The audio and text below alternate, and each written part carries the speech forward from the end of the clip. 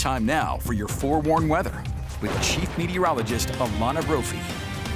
All right, Alana, some stormy, some snowy weather in some places. I even got new windshield wipers today to be extra prepared. Rain, snow, winds, we have it all on. It's an autumn storm, and we saw those snow showers up there in the canyon on and off with that precip, but we have thunderstorms in the valley. Live view from the ABC4 studios. The rain's been coming down, but we've got hail coming down in Kearns with a line of storms that has moved into Magna, and with that northwest flow is tracking towards Salt Lake City, the western end of the valley. As we zoom in, the forewarned radar is sweeping the region, and look at all that lightning coming through. Magna just got hit, and now Kearns dealing with hail coming down. Just got a report of that. We've got wet weather with moderate rain filling in on the western end of the valley. West Jordan, South Jordan, Riverton, Harriman, all dealing with that wet weather right now. Eyes to the skies with that lightning. In the mountains, yes, it is snow as snow levels continue to drop, and so do the temperatures. What we've been seeing towards southwestern Wyoming and over I-80 has been rain, but now the radar picking up on that changeover,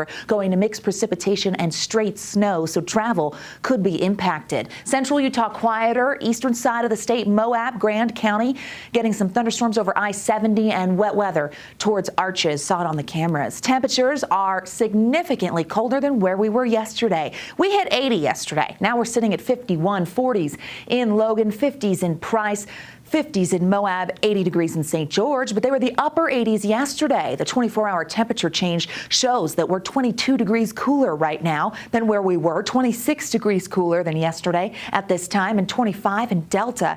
Yeah, that colder air moving in, northwest flow, keeping us unsettled, and the chance of wet weather, valley rain, and mountain snow holds on for the evening. Numbers will be dropping into the 40s. This will be some of the coldest autumn air we've seen, with our first freeze expected for the overnight from many locations. Not Salt Lake City, but I'll show you where that freeze warning is in effect. This was a live view at Alta where we were seeing some snow, but it looks like that camera dropping out. Not surprised, weather is not ideal up the canyon right now. We saw snow showers. Futurecast showing us that the meat of the system with more consistent moisture moved through this afternoon and early evening, and now as we head into tonight, we're going to get more showery activity. We get a little closer and we watch, because what we're picking up here on the model around 3-4 a.m.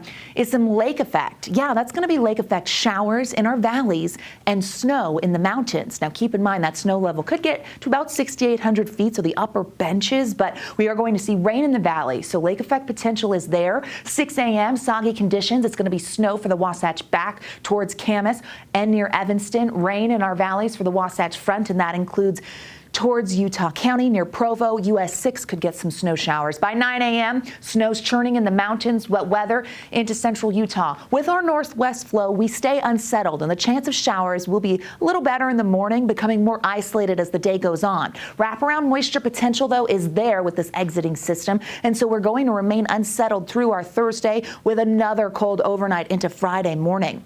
Let's talk lake effect here. I'm going to get out of the way so you can see this. We've got cooler temperatures in the air and warmer temperatures in the lake. Great Salt Lake's about 63 degrees. We've got cold air moving over the lake with that northwest flow. That's the wind that pushes that cool air over the lake. It warms, it rises, and we get cloud cover. Those clouds suck up the moisture from the lake and then move onshore. So that means we're going to see lake effect showers for the valley and snow for the mountains. Okay, that's going to increase totals for the cottonwoods, or at least the potential's there. We're watching it closely and forewarning you, it looks most likely in Davis County and Salt Lake County. Okay, for the high country, with that enhancement, could see up to 18 inches for the cottonwoods, as well as the highest peaks of the western Uintas. Snow expected through the afternoon tomorrow in the high country. Okay, let's talk about the cold. That freeze watch, it's a warning. Here we go. Tooele and Rush Valleys, Utah County, and we definitely see that Castle Country and the West Desert will see some of the coldest air of the season. Here are those numbers for tomorrow, staying chilly, 50s in the Salt Lake Valley and for the Wasatch Front. We have St. George bringing in warmer conditions as we roll through the next several days. We get our eclipse that's coming through, and the Wasatch Front brings those temperatures to the 50s, eventually to the 60s. We dry out by Friday, but it takes several days before we warm back up. Active skies tonight.